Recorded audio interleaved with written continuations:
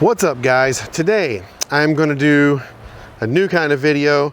Today we're going to be talking about L67 throttle bodies. I'm going to go through this entire throttle body. This is for new guys who maybe are not so familiar with all the different parts and what everything does. We're going to go all the way through this thing and I'm going to show you all the parts, what they do and why.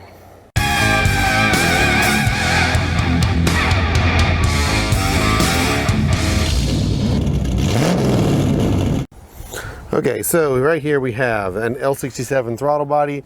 All 38 throttle bodies, or 3800 throttle bodies, are going to be essentially the same, but this is off of a 97 GTP. So, to show you what all the parts, let's start right in the front.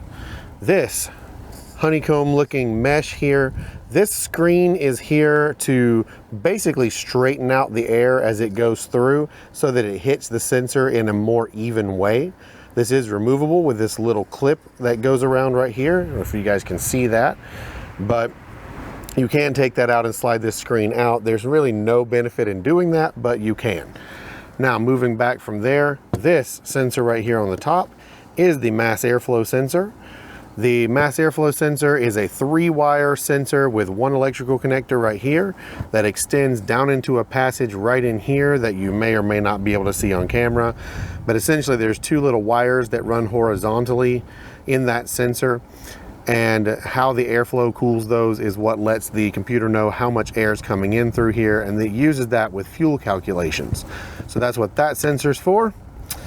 On the side we have 2 things here. This is the throttle position sensor. The way the throttle position sensor works is like this. You've got this shaft that runs through the throttle blade here, which is right here, which is what opens or closes to allow air in to make the engine idle up.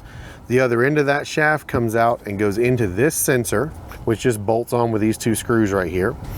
And there's a potentiometer inside this, and that tells the computer what position this throttle is in so that it knows how to respond. The other one here is the idle air control valve.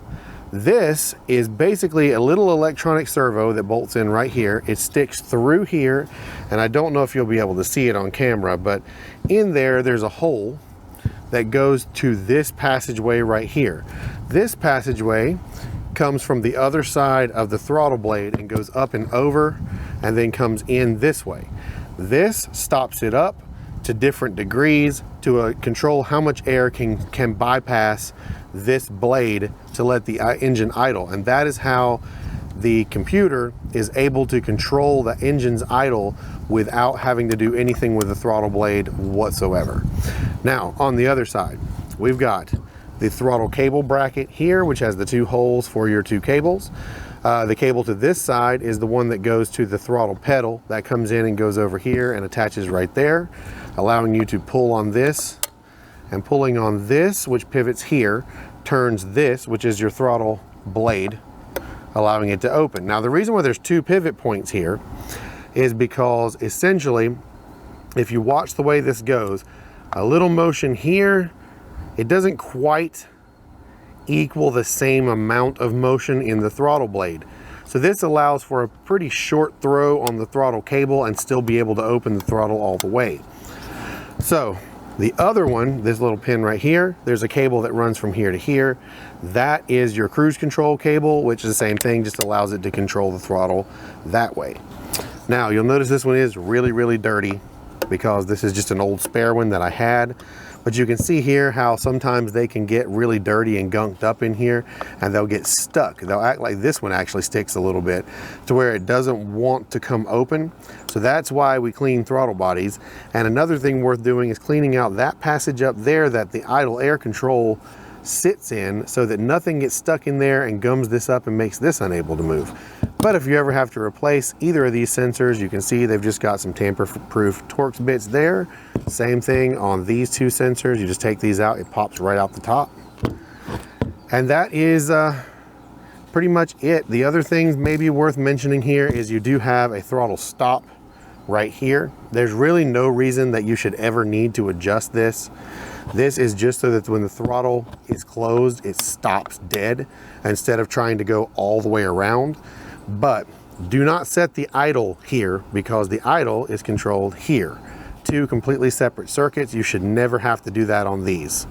If it will not idle set the normal way, then there's something wrong with the idle air control valve or its control. So that's where you need to look. The only other thing worth looking at here is this port. Now this is where your evap purge solenoid feeds in. This is just a straight hole straight to the inside of this throttle body right here.